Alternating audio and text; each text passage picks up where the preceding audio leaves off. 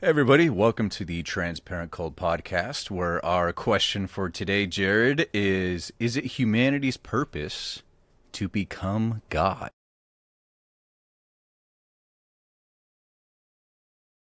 Great question. One I've pondered many a time.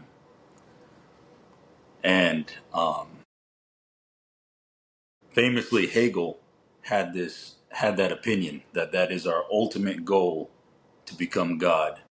It gets a lot of people disagree with him, and I'm not entirely sure if I agree with him. Although it is at one point in my life I absolutely did, but at this point I'm not really sure if that's like a very hubristic take, and we need to be more submissive to the grand flow of things and understand that our place is that of as a mortal person, as like a place of servitude. I guess that would be like a very Hmm. Christian Muslim take.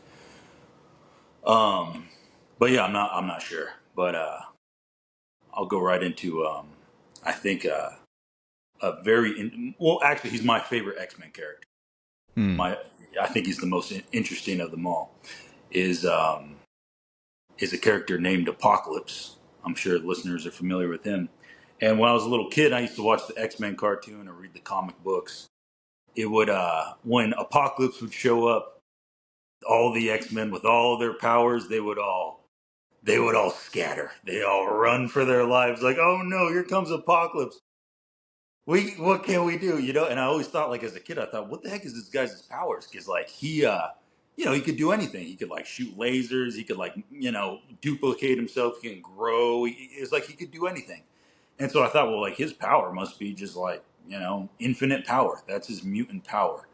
And I remember some kid on the playground told me, yeah, his power is he has every mutant power. And I thought, okay, that makes sense. He seems like he can do just about anything. But then I learned later on is that he actually doesn't have all these crazy powers. He can't shoot lasers. He can't fly. None of that. Innately, none of that anyway. His one power is that he does not die. Hmm. That's it. He doesn't die from natural causes, and he's an ancient human being. And throughout history, he has just garnered all of the knowledge of humanity, all the technological knowledge, all the knowledge on magic and mysticism, you know, um, all the military knowledge, everything you need to know. Right. He knows, yeah, and he basically was able to create what we see in the X-Men comic or TV show or whatever. It's like, you see this like demigod, and he's basically an analogy for like what a human being could be, this like ultimate being, like this almost like seemingly like limitlessly powerful being.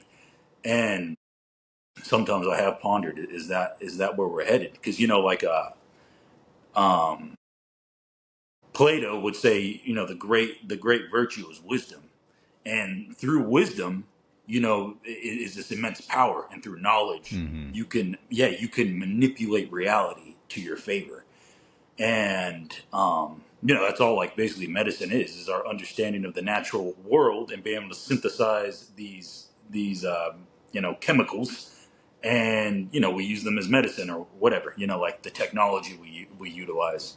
And this goes beyond medicine, obviously.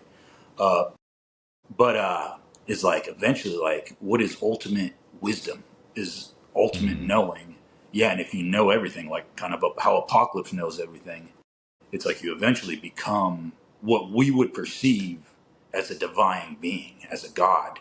And I think, like, I thought about this, is our, like, once we master our universe, our reality, everything, we have complete mastery of it. Like, what does that make of us? Like, what are we then? It's Hmm. like, you know I only know, well, we only think about one being like that throughout history, and that is God. That is the Right. the ultimate, the unmoving mover, Hmm. as Aristotle would put it. But yeah. So yeah. um I feel like I had another thought on that, just left my mind, unfortunately. um and I think you were telling me about the Isaac Asimov. We were talking about that, the last question. Right. The Yeah. yeah, and yeah, I feel like that is like a very similar theme, you know. Yeah. For people who don't know, it's basically, I mean, you tell me if I'm wrong, Jared, but a collection of human knowledge throughout the ages in this short story, right? It's a short story, right? You wouldn't Yeah, consider yeah, it like a exactly. novel. No, And humans get to the point of being able to create AI that is so advanced that it can basically answer any question or solve any problem that they have. With the exception of one, right, which I think is how do you create entropy? Is yeah, that it can't solve the entropy of the universe. It's just everything's eventually dying, mm-hmm. dying. And so reverting back to our question of is it the purpose of humanity to become God? It's interesting how you put this character Apocalypse who is obtaining knowledge. Like you said, he's an ancient human. He's obtaining knowledge throughout the ages, and that, in essence, is leading him to become a super being in a way. Yeah, And it's funny how it ties with Hegel's what is it, the dialectic? Is that what it's called? yeah, yeah. Well, yeah, um, yeah. You know what? Hegel does have the dialectic, the two opposing ideas, and synthesizing them. Mm-hmm. Yeah, I'm not entirely sure if his concept of this falls in it. It may. I'm just not actually sure, to be honest. Mm-hmm. I didn't look up Hegel after we talked. Oh, I didn't look up Hegel after we talked about that. There you good. I did a bit, and coming to the thought that humans throughout different ages, it's like a big test tube. Um, People having political thought one way, political thought another way, and I'm just using political thought. We can use it for any sort of thing, scientific, uh, religion, anything. And we are constantly gaining knowledge throughout time that is leading us to where we are today. Right? We are a result of the first cavemen learning how to control fire and create fire, right? At the that seems like, oh, that's a pretty primitive thing compared to what we have today, electric cars, the lot of it. But at that time, that's groundbreaking. That's literally like, this is insane. And as we move on, you get things, I'm moving way out in the future, but combustible engines, so on and so on. And that we are cumulatively, as a species, just gaining knowledge from the past into the future. And a big thing that is with Apocalypse and with humans as well is kind of like the more knowledge that we have, the more powerful that we are. Yeah, yeah, yeah. I mean, think about like a tribe that how you mentioned, like being able to start a fire. Like one tribe has the technology to start fire, and the other one doesn't. They are way ahead. Right. Like Yeah. the winters are just become so much more easy to handle, like bearable. And then food, the cooking food, just you just like started like cuisine for the first time, basically. Like being able to cook food and soup or whatever, and then also using it as like a weapon. Like imagine you never like you never see fire, and then some dude comes with a stick with a like a Right. flame on it, But Keeping animals at bay, everything like oh that. yeah, oh yeah, no, yeah, everything. It's like they're like a technologically advanced civilization in compared to the next tribe. And the reason that I brought up Hegel's dialectic, like you said, it's kind of like an idea, the counter idea, right? The synthesis, the antithesis, and Yeah, yeah, then you get the synthesis.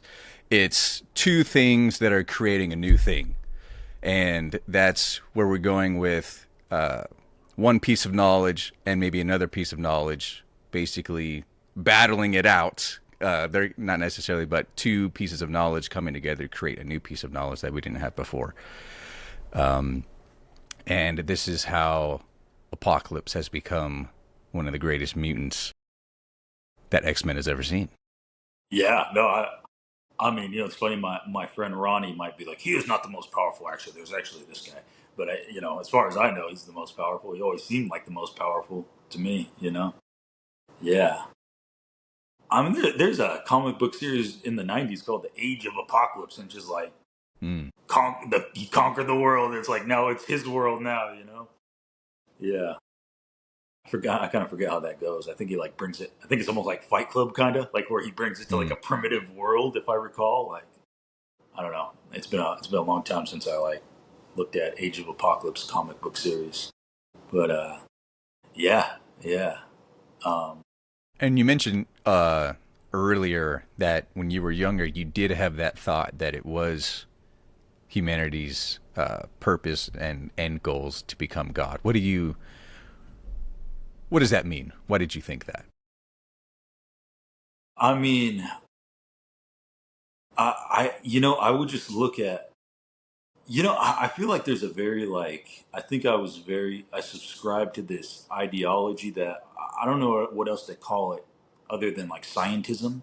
Mm. It's almost like this, like, it's this very like atheistic ideology, and basically like the scripture of that scientism is like science fiction movies and shit, and like basically are science fiction novels, and a lot of what I would see through like science fiction is like like this utilization of technology to create alternate realities or whatever, or explore the depths of the universe, however it goes, create life. And yeah, so I thought I would look at like like life and our place in the universe like very coldly, and basically just like where are we going, like from like a pure, like taking any idea of a concept of a higher power or higher planes of existence, and just like only like it's just our reality, that's it, there's nothing else, and we're basically like this evolutionary happenstance, and because of our nature, like we just try to become more capable, is Mm-hmm. like an innate like human or animal like ability, like like if a cheetah could run faster, it would, or like just as simple as Right. that. Yeah, so just like that's like, just because essentially like the phenomenon of evolution is we are aiming towards like this advancement, this like superior ability, and knowledge is like the driver of that superior ability. And I thought like, well, like what's the end of that road? Like where does it Right. go? And I started thinking about it. I was like, I think the end is absolute mastery of reality, where all consciousness fuses into one, and we're like a giant entity that there is nothing we don't know. And yeah, and basically we become God. Like that was like the only path I saw, you know? But I think maybe, I don't know, maybe getting more into Plato, the Stoics, and honestly, even like considering a lot of, like Abrahamic religious ideology. It's like, I think of like the Tower of Babel, it's Mm-hmm. like, Yeah. you're building this like tower to heaven. And essentially that's the idea that I'm talking about. It's like, we will become God, we will, and it's like, eventually God's like, oh no, that is not your place. It's Right. like, let me tear this down real quick. And I thought like, I don't know. I was actually talking to a friend about this, and he's a Christian, and he's like, no, we operate in God. This is God's. Like if this is a video game, this is God's fucking video. This is his server. This is God's server, Mm-hmm. and he makes the rules. And no, you're not gonna fucking break out of this. Like that. Like he says what he wants. And I'm not saying I've subscribed to that fully myself. Is like, oh, you have to follow the Bible, but there's like some wisdom in that for sure. And yeah, so I have thought about that. I was like, is that a hubristic take? Maybe it's not that, but then maybe it is. I don't know. I'm not really sure. Maybe we humbly become a god, Right. because yeah, I think humility is very important, and that like that striving, it's not very humble, I guess. Just I will become God. Yes, it's like I don't know. Yeah, but I think it's also not as much as one person becoming it, but us collectively reaching. Well, hopefully it's not. It's not just one person reaching it. That may be problematic and difficult in itself. But looking at humans as we're continuing forward, like you said, if the cheetah could run faster, it would. We always want to make things more efficient as it goes on, and yeah, what is that end goal? I mean, it must come to the point of it's got to be unfathomable things to us right now, because the things that we can do now, I'm sure people in the past couldn't even dream of things like this. Uh, the fact that you and I are hundreds of miles, maybe even thousands of miles away from each other right now, and we're talking to each other, looking at each other. This would be something. This is witchcraft, Jared. This is nothing that is real to those people.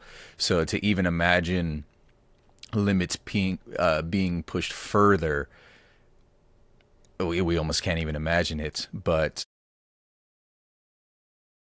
when we get to the point of creating things at will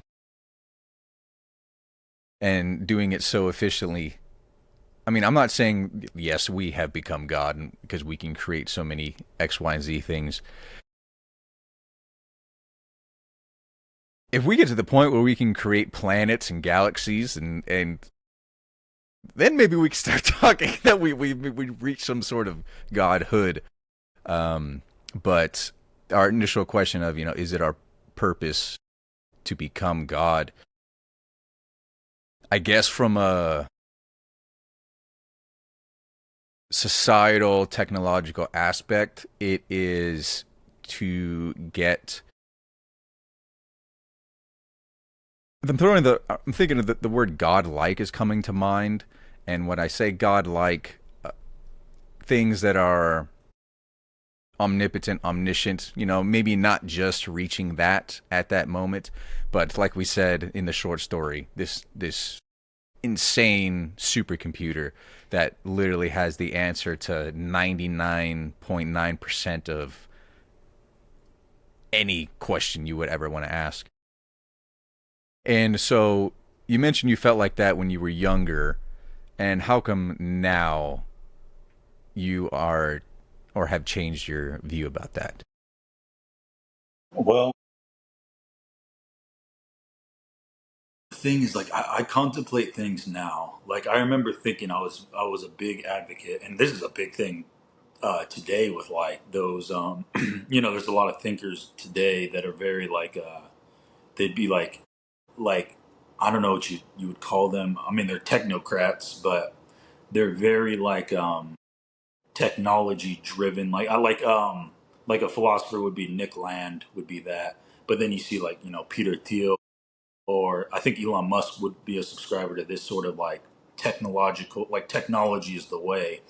And I've thought about things like eventually we're going to come to a point where we don't die, like death, Mm, like of natural causes is going to be like a thing of the past. Like, no, we understood how to modify our genes, and we have enough like technology to basically, we just don't die. You just stay like a young human forever, and you probably have even more capabilities. You probably like turning on lights with your eye. You probably like look, and things turn on and off. You like your brain is probably has a computer chip in it, and you're just like, oh, let me close the door. It's just like yeah, yeah, yeah, oh, I'll see you, Steven. Yeah, and I just like fly to you. Like yeah. that's probably gonna be it. But then like that, like the like I thought about like, because I used to always think like, oh, that's the ultimate. Like we should not die. But then I started thinking about death. Like Mm-hmm. I think we're supposed to die. I think we're supposed to live, and like that, like that's our design. I mean, that is everything in nature. Like and I guess from that side, you could argue, well, we naturally became these rational beings that have this capability to utilize technology in a way to solve that issue. So forget about that. But I don't know, because I think about death and like because I do believe in an afterlife. I don't know what that Mm-hmm. is. I don't know what that afterlife is exactly. But I guess the fact that I believe in God and I believe in the divine, that has like basically put into me a sense of like a great sense of humility of like my place is essentially subservient. Like everything I do, everything I think, every action is essentially like I'm. It's not just like I'm the only thing. And my mind is the only thing that matters because everything else is meaningless in this world. So like I don't have that thought anymore at all. So because of that, I think I come at things naturally more humble. And when I see that, like we will become God, I get this like my intuitively I get this Tower of Babel idea, Mm-hmm. like like just how my friend said, But I will say I'm not 100% against it, just because But I will say now I'm just more skeptical, whereas before I was 100% for it. Now I'm like maybe Maybe I'm like 60% for it still. Maybe Yeah. I'm still a little more, I'm leaning towards that, but there's 40% of me is like Tower of Babel. Don't, know your place. Like you live virtuously, and then you die. And then there's a judgment.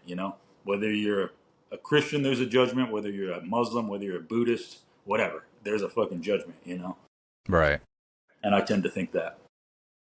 Yeah. Yeah. So I don't know if that answers your question completely, but yeah, and also it's interesting in that short story, the last question. You remember how it ends, Steve? Doesn't the computer find out how to do it? Or am I misremembering this?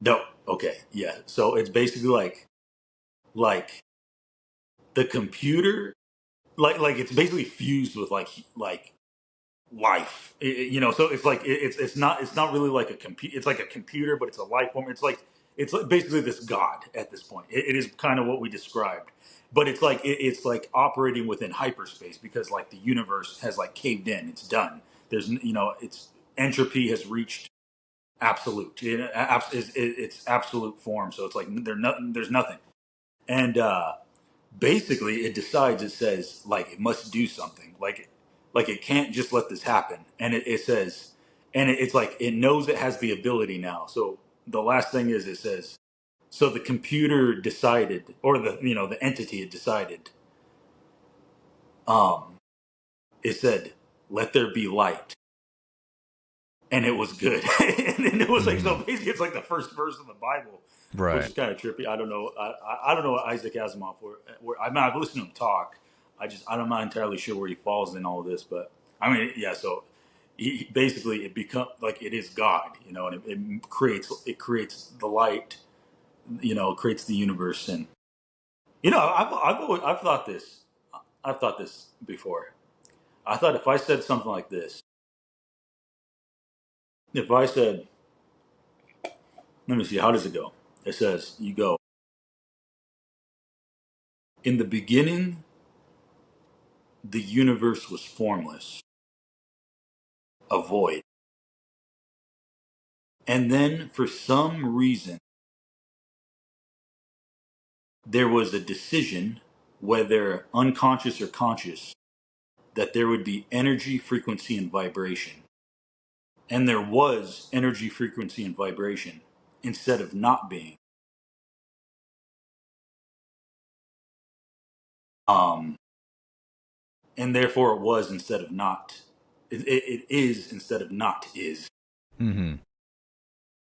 In a way, I kind of just said the first lines of the Bible, because the first lines is, in the beginning the earth was formless, void, and then God said, let there be light, and there was light. So you could say, like, it's, replace earth with universe, and replace God with a decision, conscious or unconscious. And then he said, and there was light, and it was good. That's what he says. And I said, there was energy, frequency, and vibration, which is light, and that's what everything is in this universe. And it was instead of not being. So it's like it is instead of not. And in a way, I don't know. Maybe this is a stretch, but you could say that was good instead of it was good because it was. But maybe it'd say it's not good. It doesn't matter. I don't know. But I wouldn't say that. Yeah, just another thought I thought about a little bit. Yeah. I guess when we're talking about good and not good, I guess, at least on our end, existence is better than non existence for us. I You know what? Okay. This is okay because you asked me like why I shifted, and the truth is I didn't shift that much in that like idea, the God idea. But this is where I did shift big time because I used to think it was I would look at like religious people and I'd be like, oh, they're so hubristic. They think their lives have this innate Could you meaning describe because of some hubristic for the people, Jay? hubristic, like very like self-absorbed, like I'm all that matters sort of thing. Like like a very like it's very arrogant. I guess arrogant would be a good synonym for it. But I remember I used to look at things like that, and then I will say I shifted completely on that Mm-hmm. because then I started to realize like it is like the fact that everything exists, and this is a concept I wish I could figure out how to describe this better, and I've never heard anybody put it like elegantly. Although I'm sure maybe if I read Augustine or Thomas Aquinas, they probably put it well. Or I don't know. Somebody might have. I just haven't come across it yet, and I haven't been able to put this like very very good. I haven't been able to put this like so eloquently. But it was a thought that everything exists, yet it doesn't have to. And like we have this like idea like, oh well, like everything was just always here, and just it is, and we kind of like take it for granted. But I started real like, and this is why like I'm not going to explain this very well because I've never been able to. But it was like this understanding that nothing, like truly, like if we follow that, like nothing means anything, everything is just like cold, like then we're here, not just human beings, like life, reality. Reality is here. This reality with all the functions, all the rules, all the laws, it's here. And it's got very distinct laws, like clearly, Mm-hmm. the laws of physics, the laws of everything, and like we think like, oh, well, it's just here. And I'm like, and I had this like, I'm not going to explain this well. It was the understanding that it does not have to be like that. Like that's almost like absurd to say that a meaningless reality was birthed, but it's just gonna be birthed for no reason. And yeah, like that. That's like it became like kind of like absurd. Like to me, it became absurd, and it became like I realized like no, like reality does not have to exist. Like nothing has to exist. Mm-hmm. Like it's actually like a crazy phenomenon like and that's putting it lightly that everything does exist and then also you think like given the conditions of the universe that you and I talking right now like this was always going to happen like there was no way this could have not happened so like to conceive this universe as not having life and not having intelligent beings or rational beings that is absurd. You can imagine a universe that doesn't have the same laws as ours where life never forms. You could think of one, but it's not this one. That's for Mm-hmm. damn sure. It's not this one. And then I started thinking about like, holy fuck, like what does that all mean? Like and then and then it doesn't take you discover Plato, and then you're like, all right, like this is all starting to make sense now. It's all starting to tie together, you know and yeah, and like recognizing like, oh fuck, like this doesn't have to exist. This is this plane, and like of course there's gonna be higher consciousness, like perhaps even in this plane, let alone like another one. Like yeah, and then yeah. So that's where my like my shift changed because I like once again I used to look at people who like said like, oh, our life has meaning. I was like, you're arrogant. We'll say arrogant. And now I think it's arrogant for me to be like, Stephen, there's no evidence that our life has any meaning. Actually, we live in an apathetic universe, and we're just evolutionary happenstance that happened by chance, and that's all there is, my friend. That's all. Mm-hmm. It's like what a fucking low crock of shit. Like you fucking arrogant piece of shit. You know what I mean? It's like it's so fucking arrogant. Like was that like Richard Dawkins? Like I can't fucking stand that fucker. You know, Mm. like it's so like oh, and it really is arrogant because at least like in my perspective, I'm submitting to a higher power, a higher force. Whereas like the other way around, I was like, I'm all that matters. Truly, like my consciousness, and the second this ends, the universe ends essentially to me. You know, so yeah, I don't think that anymore at all. Hmm. Yeah, there's way too much going on. Way too much going on. Way too fucking much. And then, yeah, it doesn't, and then I feel like once you start to like study humanity, do you hear a little noise? Oh, that's the sprinklers. Oh yeah, Okay, my that's bad. all good. No worries. Uh, I feel like once you start to study humanity, and you start to study ethics and then virtue, vice, and you start to see these paths, these roads in which we live, you see like there actually is like a structure to things. And then you think like, well, that because this is where I came to at one point. I was like, all right, I see all these structures, I see all these like rules and these laws, but I'm like, that's kind of weird that that they all exist, and they actually have value. And then I'm like, and I was like contemplating that, like still having this sort of like apathetic view on the universe. But then I started to think like this is so bizarre. Like there's all of these like very fine tuned like passive living, right, wrong, good and evil. Yet we live in a apathetic universe where there's no moral properties. Yet we clearly have these things, even though maybe we couldn't justify them. It's very clearly there. And then that kind of started to trip me out because I was thinking like, well, is that kind of arrogant of me just to think like, oh, well, you can't justify them, even though they clearly exist? I started thinking like, wait a second, like maybe this is tied to something greater, and it most certainly is. I'd say, you know, yeah. So now I guess my perspective is more of uh, a a perspective of servitude as opposed to like I'm the what's that Just noise? Did you hear sprinklers. that? Oh, okay, Just okay, sprinklers. gotcha. Yeah. Oh yeah, no worries.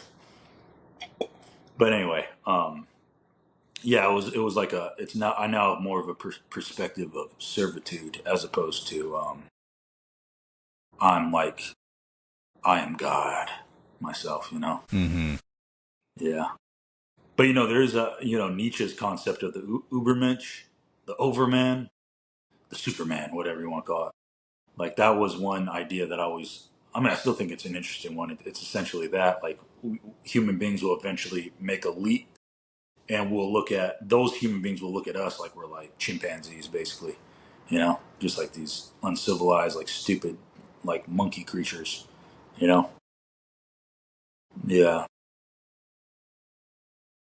But yeah.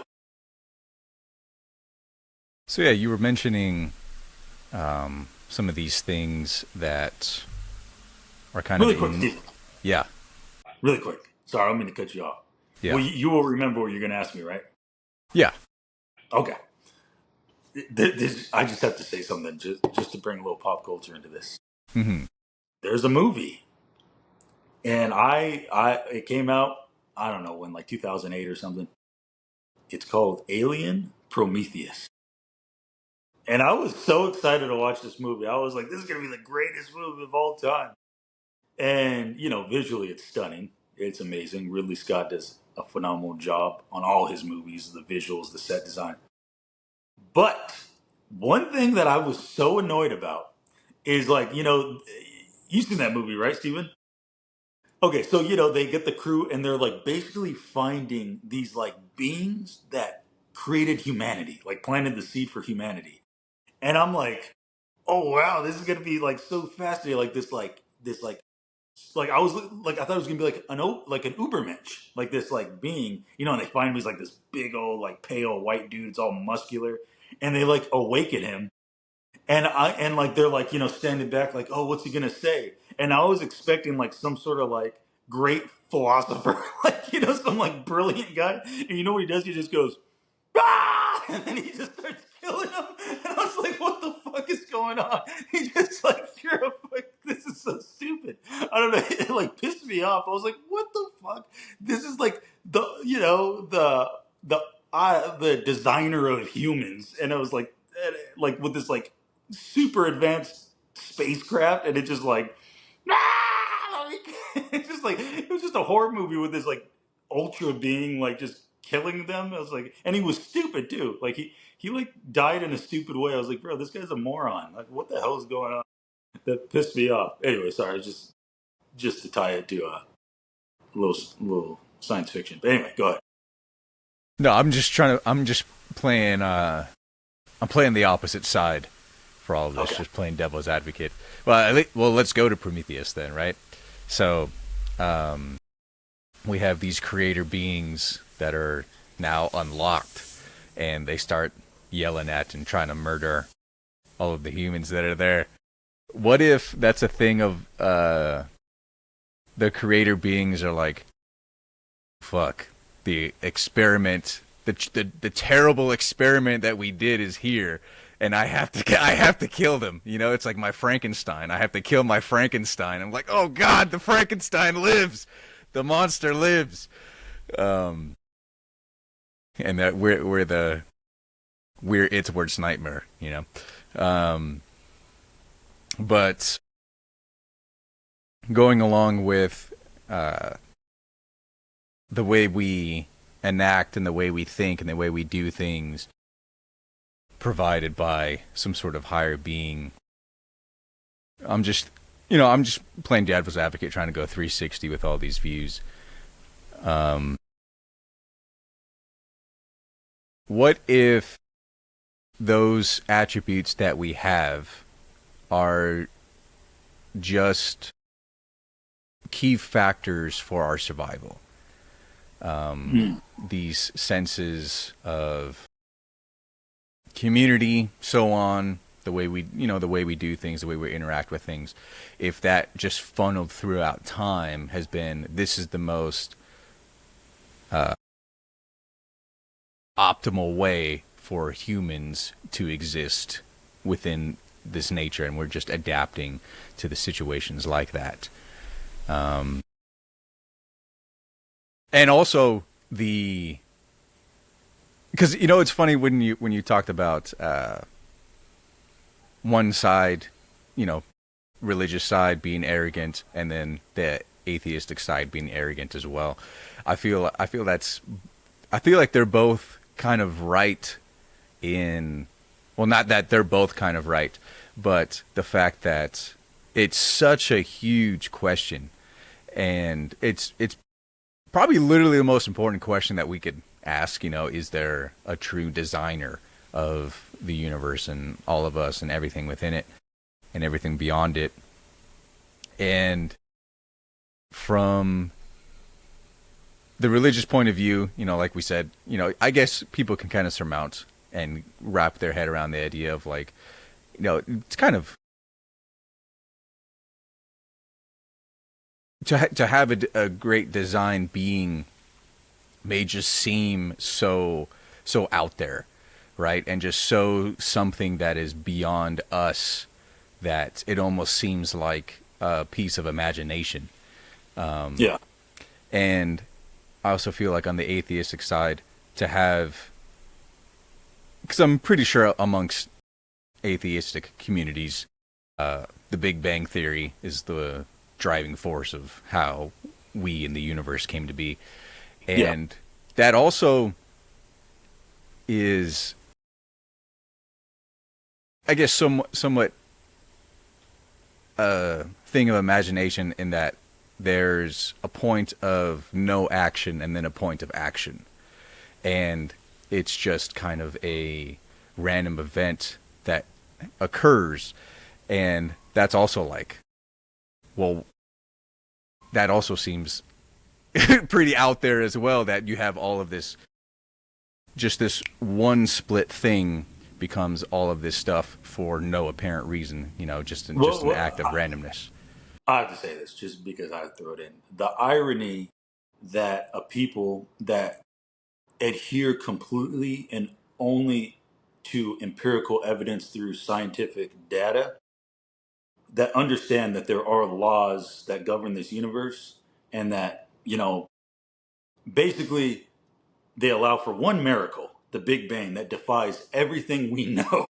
Scientifically, everything we know, it defies it completely. We'll allow for that one miracle, and then everything else is just okay, no more. Right. The literally the most important thing is like, That, once again, it defies yes, everything we know about we will things. let that miracle slide. And Yeah, we that one just miracle. defining as miracle as something that is, almost It incomprehensible, defies almost everything. impossible. Yeah, and I guess the argument would be, well, we just don't understand that yet. Like, okay, like that's fair, I guess, but that's And that may be fair. I'm sure there's tons of knowledge that we don't know now, um, that we may know in the future, and knowledge that we have now that we didn't know in the past. That just seems sure. to be the progression of humans. But as far as we stand in 2026, that is where you stand, where we allow this one miracle to exist. As far as everything we know about matter and how things move and work, and things cannot be created out of nothing. It doesn't. That never happens. It's like, well, it all happened all at once. Just all right. Yeah, a miracle. I mean, Yeah, you couldn't call it anything else. essentially, yeah, it's a phenomena happening. Yeah, that is unexplainable. Yeah. I mean, it's kind of just to think, like, because you'd be like, once there was nothing and then there was everything, you know? Hmm. Like, what the fuck? Like, what the fuck? Like, how do you even, describe nothingness? Like nothing and then everything, like in like a vacuum, or nothing as in, like, space and time does not exist. There's no space and time.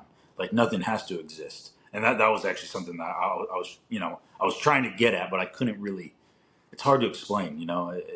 It's like, the fact that it does exist, but it doesn't. Like, we think like, oh, space and time, it must exist. No, it absolutely does not have to exist. Um, just like nothing has to exist. Like, you turn on a TV show or a movie or a video game.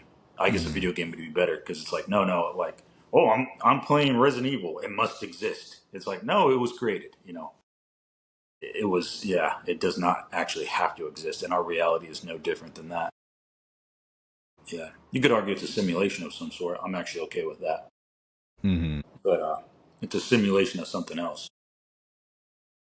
And for it to be a simulation, like you said, well, I think that's what you said. If it is a simulation, there has to be something outside of this that is enacting the simulation. Yeah, you would eventually fall into the ultimate reality, whatever that is. You know, and yeah, I don't know. Yeah, that's a whole nother, you know, wormhole to fall into. That quite, yeah, of like, yeah, like alternate realities and like a truer reality. Yeah, I mean, I'm not actually opposed to that idea, really. Hmm. Yeah, yeah, Just a reality beyond what we know now. yeah. I mean, I already subscribe to that idea already. you know, Hmm. yeah. So, like, it being some sort of like, well, here's another thing too. Is like, I feel like I myself, along with many others, we make like this distinction between like technology and magic. It's like these are two Hmm. very different things, and I think, like, how you describe like things that, like, if we were using this, like, talking to each other, like somebody saw us talking to each other through this phone, or or cameras, they'd be like, that's magic, but it's really just a manipulation of technology. But I think, like, there's, forces, happening, and it's like it's actually not defying the laws of physics. Like, if there's a miracle happening, like, it's probably just, a higher consciousness manipulating our reality in a way that we don't understand yet, I would Hmm. assume. you know that's what I would think. just how we're manipulating reality on a higher level than our ancestors did, you know? Hmm. Yeah, so I don't know. I think eventually it's all kind of like magic is just like kind of a word for stuff we don't understand completely yet, you know? And even like magic, I think I've talked to you about this. Like, the truth is, like, you know, if you understand reality for what it truly is, and, you know, the physical plane and the ideological plane, and you see them, and you could basically manipulate things through, you know, intention and, you know, focus, and you could actually really manipulate things, like, and like, you know, everything is perception. Everything is your perspective, and when you manipulate perspective, you can manipulate reality. And I guess you could say like, oh, that's almost like magic, but I mean, kinda, I guess. I don't know. That's why I'm saying, like, with magic, I'm not really. I don't know. It just, I guess there's things that we don't understand yet. And we just label that as magic, as people would. Yeah, or mysticism. Let me turn that light off because it's flashing.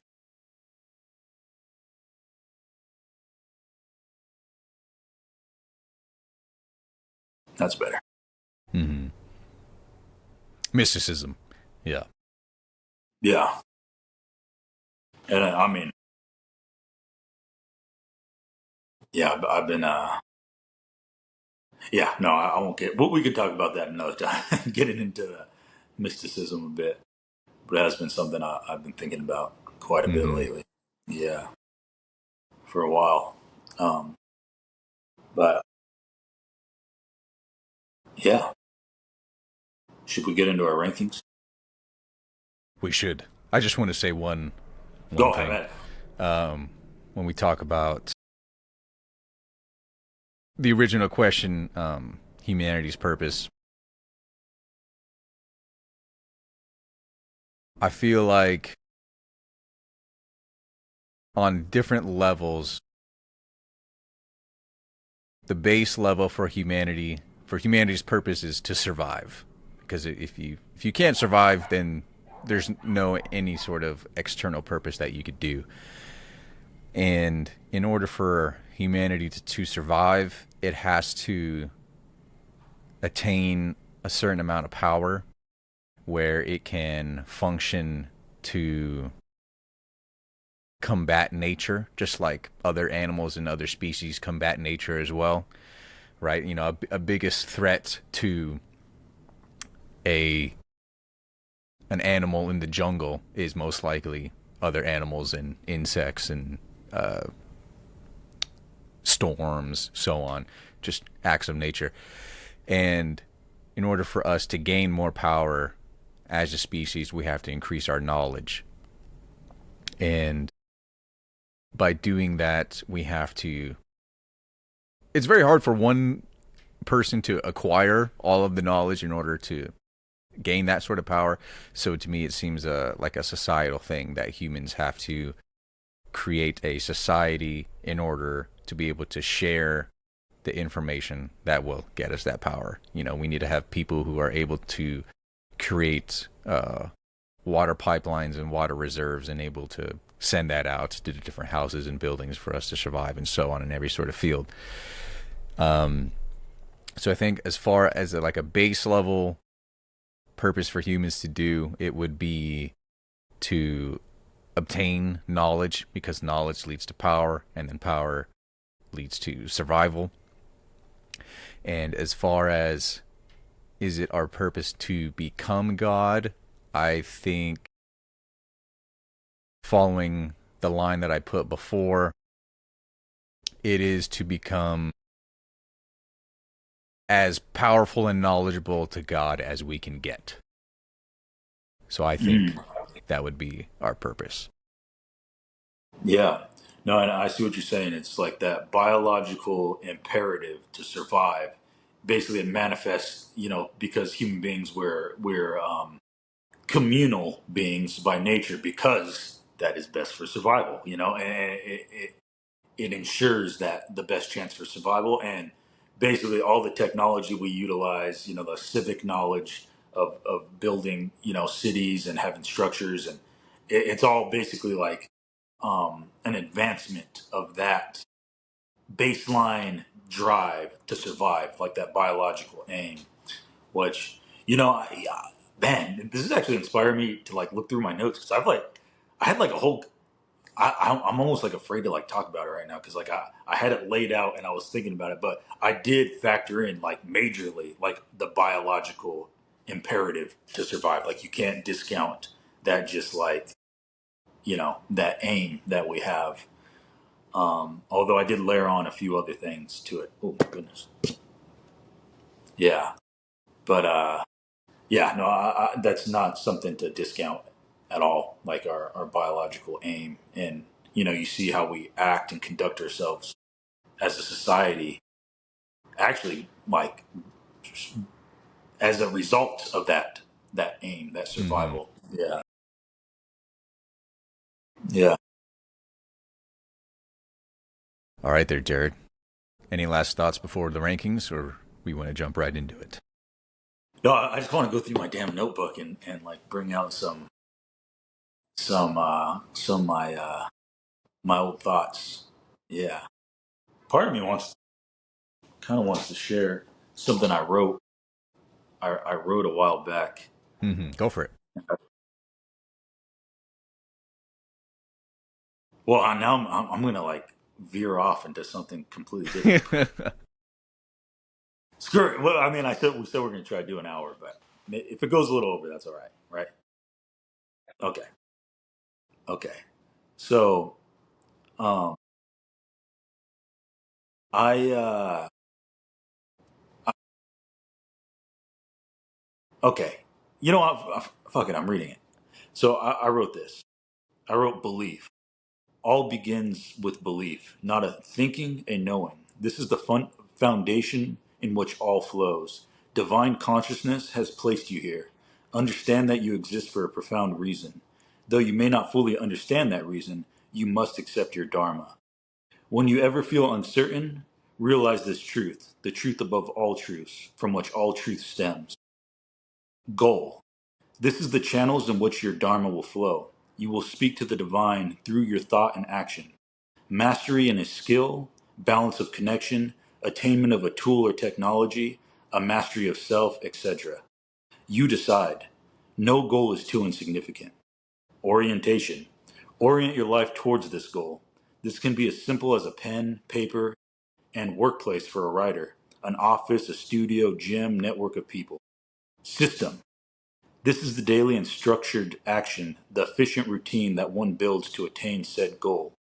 But the interesting part to me is that the goal may be seemingly important, which it is, but the attainment of the goal had nothing to do with the goal at all. It was all communication with the divine. The living of your dharma is what matters. Or as Aristotle would put it, living your eudaimonia, walking the path of virtue. So I know I kind of veered off, but because I was thinking about like, just like a very practical, that somebody would be like, that was not practical at all. You're talking about divine bubble, but I don't give a fuck what anybody says.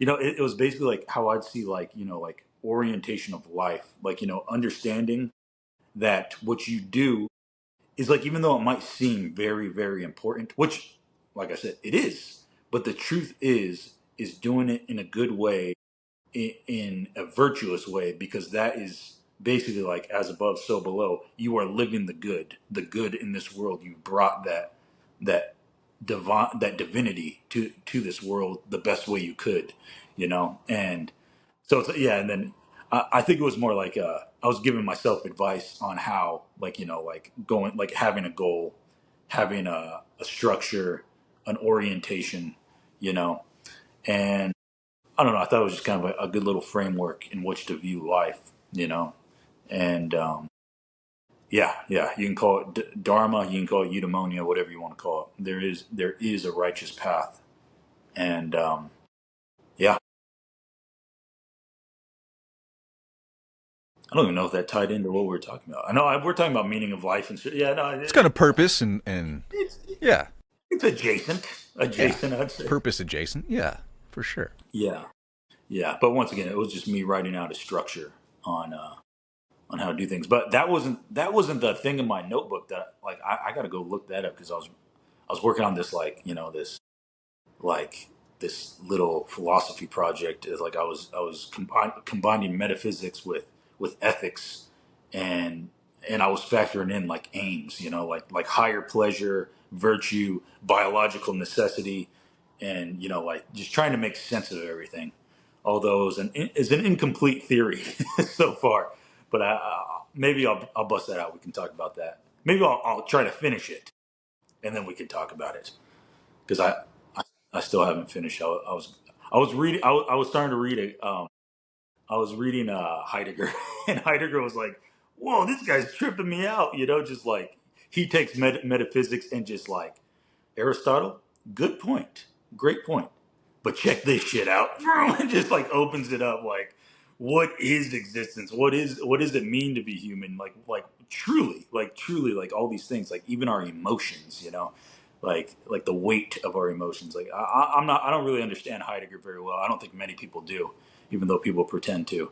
But it was kind of blowing my mind a little bit. Like I had to go back and read "Being in Time" by Martin Heidegger, Hmm. my favorite Nazi.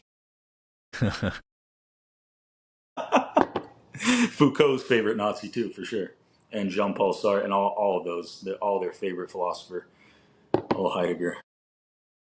But anyway, um, yeah,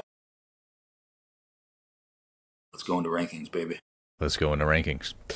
All right, so we are doing the S through F rankings. We also compare the subjects to Dragon Ball Z characters because we want to, and we give them a label from the Alex Jones rankings that he's given, such as Patriot, Vampire, Retard. scared man, and so on, just because we like it. Jared, and we're going to be doing X-Men. We're doing different X-Men characters, and can you tell the people what your criteria that you are going to give grades upon? Okay, all right.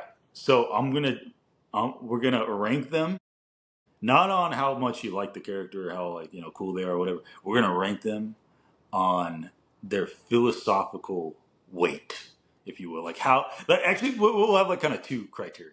Be like, one, how deeply philosophical are they, just period, whether you like it or not, and then two, how much I like their philosophy. Mm-hmm. Yeah. So we'll kind of combine that into one. You know. One Yeah, score. I'll give them one score based on how philosophical they are, period, and then how much I actually like their philosophy. Sounds good. All right. The first X-Men that we have is Cyclops. Cyclops. Also, I could kind of I forgot to mention this. I'll try to kind of put him in a place where I find him philosophically, like maybe like a known philosophy that I would say he subscribes to. Okay, Cyclops, not a very deep philosophical character, but you could say I would say he's a deontological character, very Kantian in his approach to life, very duty based. He's got a very duty based ethics. He does exactly what he's supposed to do always. He never strays from his orders, his duty to the X-Men, duty to Professor Xavier. His goal, his mission. Cyclops is the ultimate duty based X-Men character. And as far as how much I like his philosophy, I like deontology. I like these maxims, and you create these maxims, and you never stray from them ever. Kant said one should never lie, and he gives like a famous thought experiment that, like, if okay, say you and I are like let's say we're in a house together, you and I. Mm-hmm. You're in my apartment, and then some guy comes and knocks on the door, and he's like, I want to kill Steven. Is he in there? And let's say I lie, and I'm like, oh shoot, I don't want him to kill Steven. So I'm like, no, he is not here. And he's like, all right, fine. And then you saw him, and like you crawl out the window, and you're like trying to run for your life. And while you're crawling out the window, and he's walking down the stairs, he sees you, and then he kills you. You know, because otherwise, if I told him the truth, if I was just like, yes, Stephen is here. And you would have been gone and out the window. You would have been Mm, saved. So it's like, in a sense, like me lying is like I'm responsible for your death, you know? Because mm. like if I just said the truth, you'd be out the window and gone, you know? So it's like, I know that's kind of an extreme take, but I don't know. I think it's a thought experiment everybody likes. It's kind of funny, to think about. Yeah, but ooh.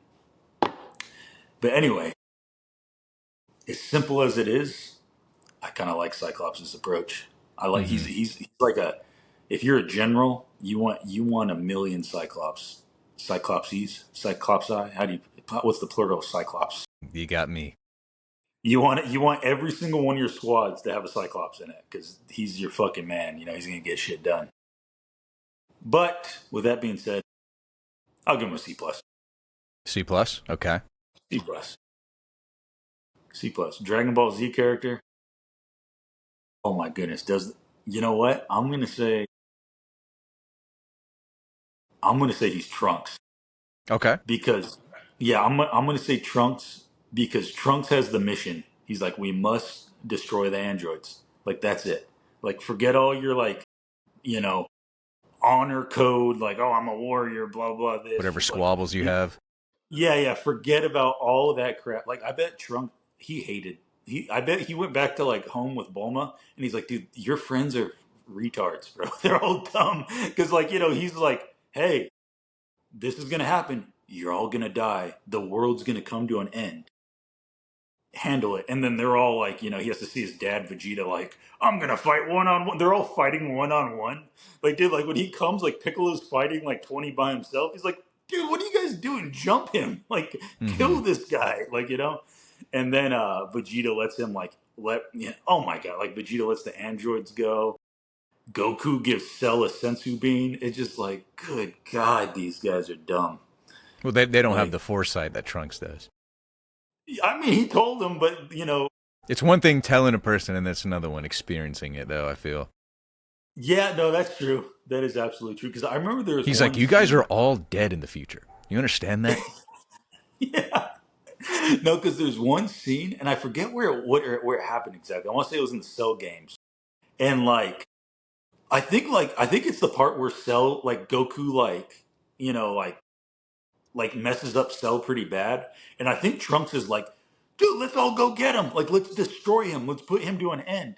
And the Vegeta is like, "Shut up, boy! Where's your honor?" And like it's like the first time like Vegeta actually compliments the other Z fighters. He's like, "Look at them! They're warriors. They won't do that." And you look and you see like Piccolo and you see like Tien, and they're all just like standing there like no, this is a fair fight. And like basically Trunks is just like, "What the fuck is wrong with these people?" Yeah, because Trunks never really chose to be a fighter. He just like had to be one. Whereas like He's all the forced rest of to. them, they're all, yeah, like everybody else, even Krillin, like they're all like lifelong martial artists. Like this is what they chose to do. Hmm. Yeah, but yeah. So I'd say Trunks just because he's just like he's a man on a mission. He's there to fucking help everybody do the right thing, and he doesn't stray away from that goal ever, even though everybody around him is like fucking up. Trunks is like, yeah. So I'd say Trunks. And of course, Cyclops, Patriot. He's got to be a patriot. He's got to be. He's a Patriot. He's a Patriot. All right. Next up on our list of X-Men, we have Wolverine. Wolverine, a man torn,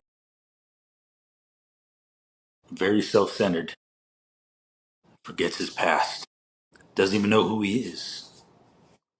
Everybody loves Wolverine. What philosophy would Wolverine have?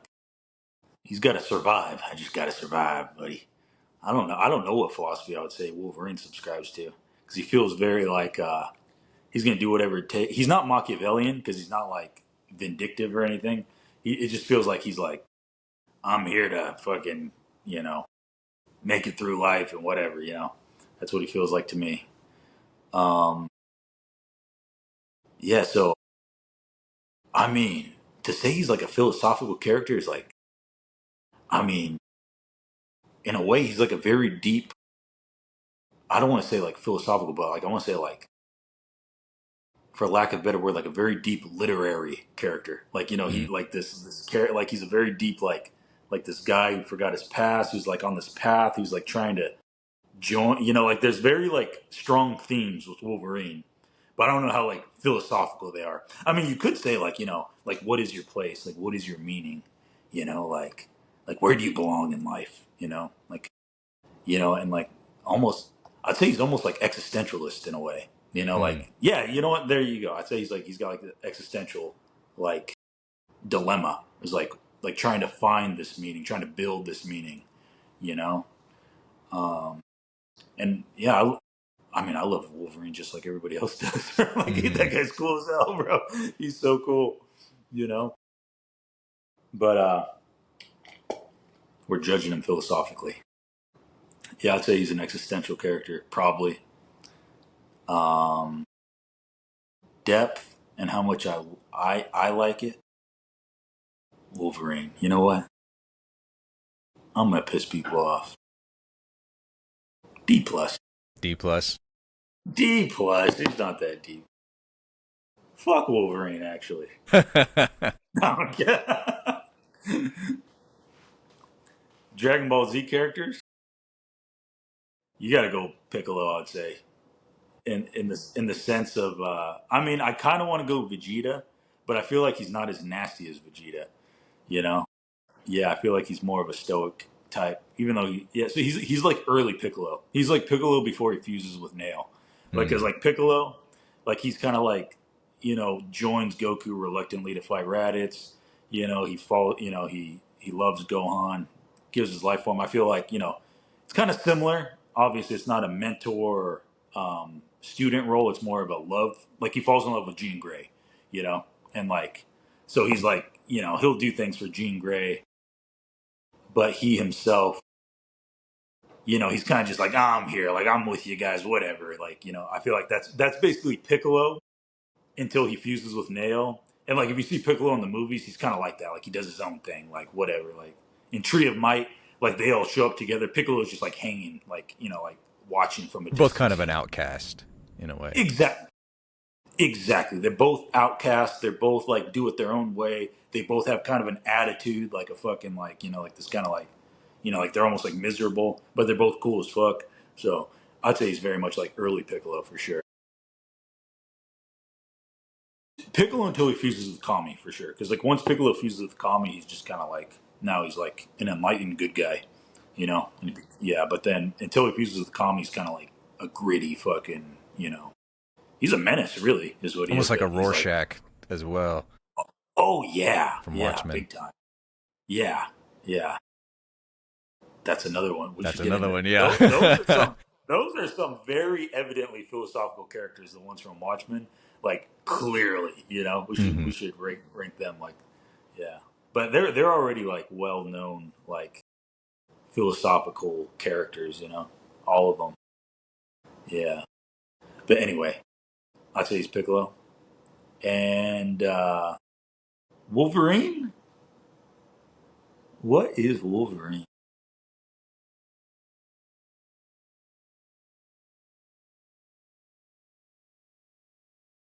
Eugenesis. A eugenicist. I mean, he does have a what is it? That antimony? I don't know. Whatever That he's got steel. going on in there, Yeah, he's skeleton. nigh indestructible and he heals quick. He's definitely got That's right. some baby stem cells going through his veins. Oh yeah, he's not. He's yeah, eugenesis. Yeah. All right. Next up, the next X-Men we have is Nightcrawler. Your Oh favorite. boy, I love Nightcrawler. I absolutely love Nightcrawler. He's Thomas Aquinas, baby. Yeah, he is. He is the moral. He's like the moral foundation for the X-Men team. Just always, just like a good, forgiving guy. Always gets himself into a little trouble. It seems like in the series, but it's not his fault. Um, yeah, no, he's a hardcore Christian. Um, yeah, he actually, yeah, he actually helps Wolverine a lot in that old cartoon from the '90s. Like he's always like giving Wolverine advice, you know, like telling him, like helping him cope with his reality. I remember there's like a scene you probably see it like on social media that I see it pop up. It's like Mystique is like, canonically it's Nightcrawler's mother, and she's like, "You're a mistake. Like you're like I should have never had you." And he's like, "Mother, like." No matter what you say, like I love you and I forgive you for everything you've ever done. He's just like he just completely is just Mm-hmm. like yeah, it's just like oh, Nightcrawler's the fucking man. Um, yeah, so I think he's like a deep philosophical character, and as far as his philosophy goes, even though I myself am not a Christian, I do admire it a lot, and I'm gonna give him. You know what? I'm gonna give Nightcrawler a fucking A. An A. Very nice. I'm giving him an A. Dragon Ball Z. Who is Nightcrawler? He's dude. He's the good guy. He is like, you know what? I'm going to say Nightcrawler is. I'm going to say this, and people are going to say this is like disrespectful, but I don't mean it disrespectfully. I'm going to say he's Krillin. Mm. Because Krillin, I know everyone's like, he's a bitch and, he's always like complaining. But Krillin is always there, like always there Mm. for the team. Like, and Krillin risks his life, like again and again and again for his friends. He, dude, he's like the guy you can count on always. Like he's always going to be there for you, you know. And I think Nightcrawler's that guy. Like he's like Krillin, just always there. Maybe not the most strong. He's not the most powerful X Men. He can like teleport, but yeah, I'd say he's like Krillin in that Mm-hmm. sense. And ironically, vampire. Look at that motherfucker. He looks like a goddamn vampire with sharp ass teeth. You He's a can't have a name vampire. Nightcrawler without being associated with If I open vampiric my rights. door, if I open my door and Nightcrawler was standing out there, I go, oh, vampire. All right. Next X-Men character we have is Professor X, the man himself. Oh my goodness. Oh my gracious.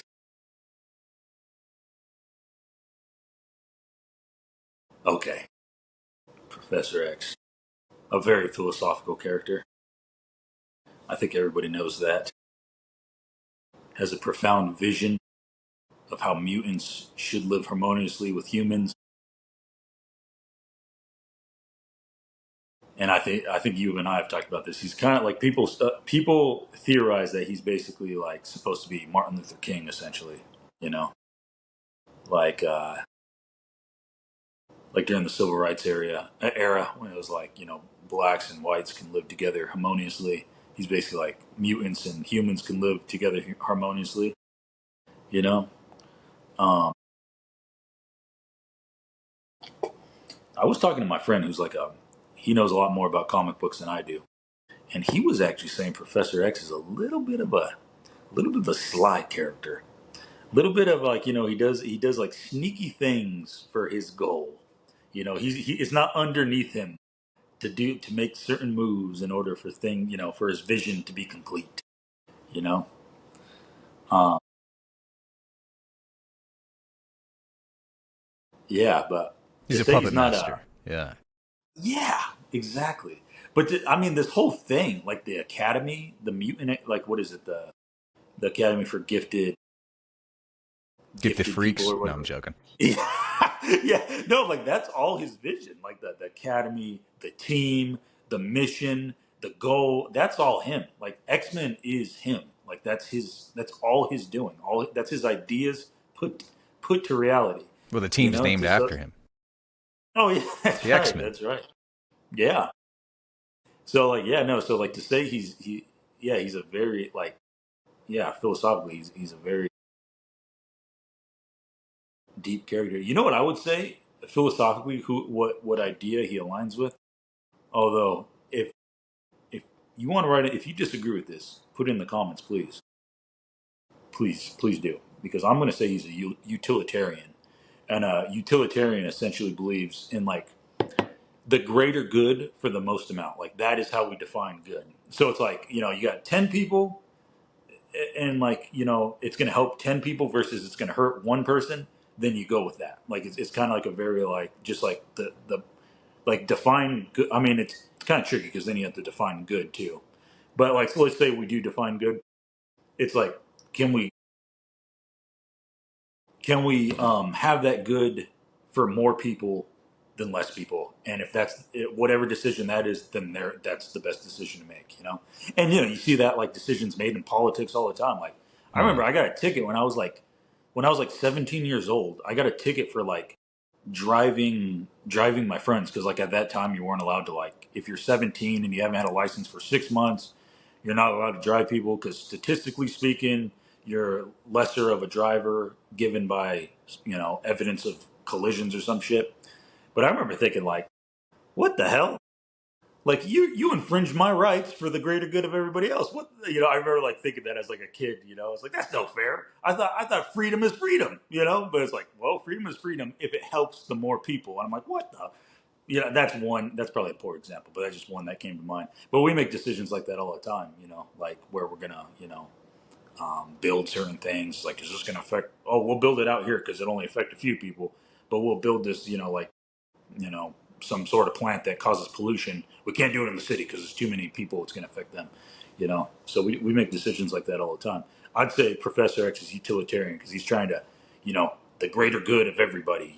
That's how he's looking at things. I'm going to give Professor X, because of his depth, he gets a high grade. But I don't really like his philosophy. I think it's kind of whack. I think he's overrated. I'm going to give him a C. Wow, it's a big drop. He's a C. Yeah. And as far as Dragon Ball Z characters go, what do you think, Steven? Oh, you know what? I had a very clear one, but now I kind of have a second one. Okay, I'm going to go with the second. This is actually better because I asked you because I was like, it's so obvious, but it's actually not obvious because I thought of a better one. At first I was going to say Master Roshi, Mm. but I changed my mind. Kami. Mm. He's the guardian of the earth. Kind of what he says goes. Really, he trains Goku, trains them all to face the Saiyans.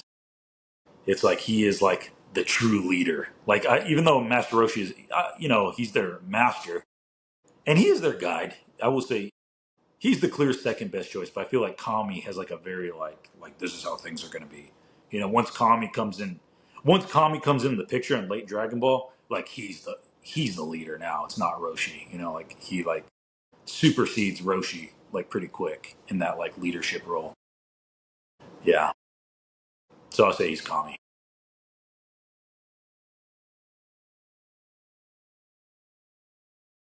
And Professor Xavier, a scared man. He's a scared man, everybody. My goodness. Okay, fair. All right. We have two left. The next X-Men character is Magneto. Oh my god. Oh my goodness. Did Magneto do anything wrong ever? Truly. He's the supervillain. The main antagonist to the X-Men, our heroes. But did he do anything wrong, truly? Magneto. Yeah, a very, another deeply philosophical character. Him and Professor X were once best friends. Spend, years talking telepathically about their visions, their ideas, and then they split. And Magneto decides, he says, you know what? Human human beings, they hate us. They try to kill us every chance they got. But us mutants, we are the Ubermensch. We are the next level. We are the evolution of humanity. And we're going to embrace that to its fullest. And we don't even need the humans. We don't need them. Um, What philosophy would Magneto be? Oh my goodness. He's like Nietzsche, man. I'm Mm. getting that like stronger, power. We will overcome. Like, yeah, he's very Nietzschean. Um, yeah, I would say he's very, very Nietzsche. And yeah, um, as far as what I think about his idea, I mean, if I was a mutant, I'd probably be on Magneto's side. I'd be Of like, course, right? yeah, I'd be like, bro, like these guys are trying to kill me all the time, dude. What? I don't need them. Like, fuck them. You know. Um. Oh man, I gave Professor X a C. I'm gonna give Magneto. Oh, here we go. B plus. B plus. Yeah, because he is a little deranged and he is very like spiteful. I feel like you got to keep that in check, a bit. Yeah, there's a lot of anger in him that I feel like he needs to chill out on. Maybe needs to read Seneca's on anger a little bit, Mm. chill the fuck out. I'm not saying he'll change that much, but Wouldn't hurt. yeah, wouldn't hurt. And of course, he's Frieza. He's Frieza. Yeah, He's got to be Frieza. he's got that vibe. He's got a Frieza vibe, just an articulate, intelligent supervillain. That's it. I feel like that's he even look like floats around like him, all fucking, It's true, huh? all proper with that like posture. Yeah, it's like I feel like they kind of conduct themselves in a similar manner. You know. Yeah. And as far as the Alex Jones rankings go, representing Team Mutant, nationalist. Nationalist. That makes perfect It's a sense. national for the Yeah, mutant nation. Absolute nationalist. absolute. Hmm. And our last X-Men character, he's been a big topic of our discussion today. We've got Apocalypse. Oh, buddy. Oh my God. Oh my goodness. The thing is, oh man, I should. I'm sorry, I didn't do any research before before we started this podcast, but because I know Apocalypse has an ideology, and I'm not like 100% sure what that ideology is. But I'm gonna just talk as if I know. Okay, I'm just gonna talk as if I'm an expert on it. I know everything about Apocalypse. Forget what I negate everything I said prior. I am the resident Apocalypse expert. I've decided. No, but as far as okay, that like his whole goal of becoming God, like once again, that's a fascinating concept. But then also what his vision is, I believe his vision is to rule as a god, and he's very like a Fight Club esque. Like he wants that like primal world, like everything to go back to like how it once was. It's like you're basically like living like a primal lifestyle, and he's like the god above that. Um, okay, I'll admit I don't. I'm pretty sure that's that's his motive, but I'm not actually 100% sure. Um, I guess it depends on what piece um, of media because I never watched the Apocalypse movie either, but I'm pretty sure that's his goal, to be this god ruling over this primitive world where everybody goes back to their like basic necessities. Yeah, because I mean that was the whole thing in Fight Club. It's like our world. We built up this like artificial world where it has like just like consumer society with like no vision, no like nothing great. We're just like these like cogs in this consumer machine. That's it. And I think Apocalypse is like, fuck that. I'm going to be the god in this primal world of meaning and battles and violence and the survival of the fittest, the strongest. Yeah, so I guess I'm gonna have to go. Is Apocalypse? Is he like an Uber? He's like a Nietzsche guy too, kind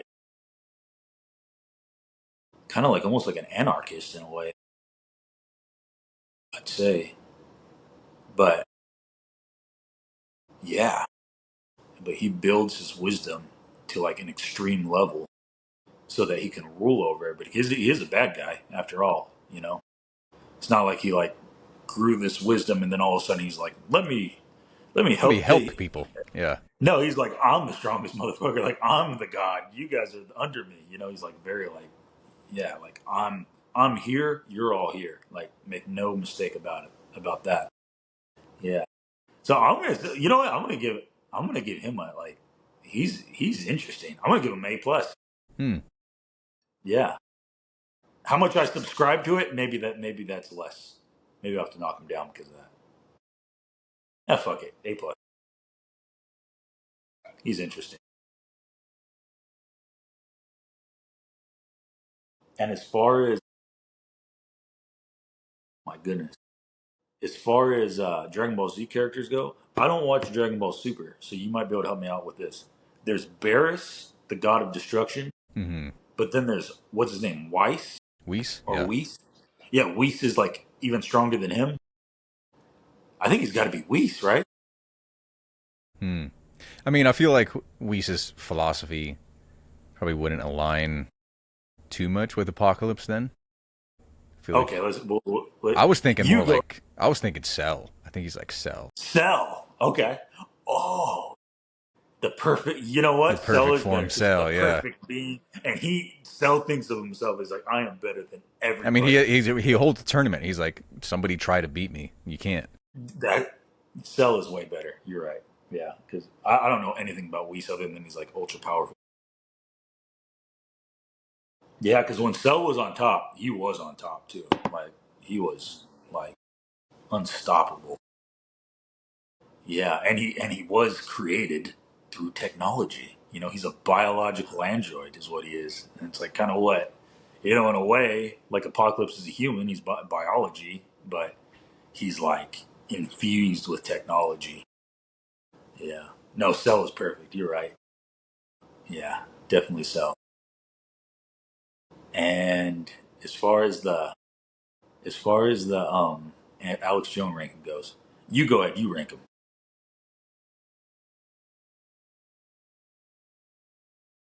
Moses. No, I'm joking. Moses. um, I think I'm leaning towards eugenesis Eugenesis. because of the idea the might makes right. This is the natural order of things, and so on. Yeah. Yeah. That's all. That's solid. Eugenesis. All right, everybody. That is episode 3 of the Transparent Cult podcast. Thank you for joining, and I'll see you later, Jared. Take care, buddy.